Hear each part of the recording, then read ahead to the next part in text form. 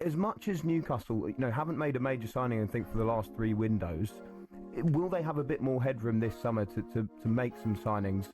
And might they still miss out on a couple of players, mainly, I think, due to wages?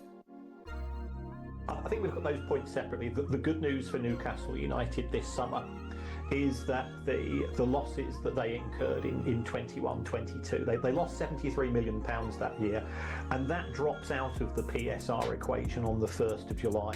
So they are going to be in a far better financial position than they've been in the last 3 windows, and they therefore will be in a position where they can recruit. Being able to offer Champions League football is certainly beneficial. At the same time, Newcastle United generate half the money of Manchester United, half the amount of money of Arsenal, half the amount of money as Liverpool, and less than half of that of Manchester City. So there is still that gap, and based on my figures, and they are very much ballpark figures, the average wage at Newcastle's £98,000 a week, the average wage at Manchester United's £160,000 a week. If that's being offered to a player, that has to be taken into consideration, as well as the opportunities that participating in the Champions League bring.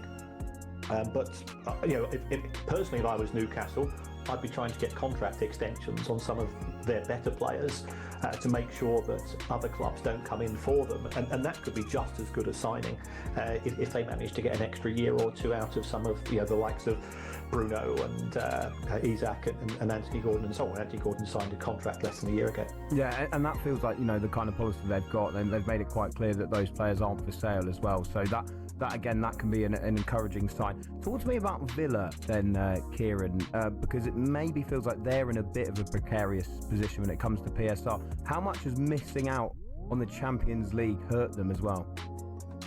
It will be very significant, because for every pound that you're making in the Europa League, you're getting around about 4.5 to 5 in the Champions League. We saw Villa last year charging £97 for home matches to fans because they had Bayern Munich coming to town.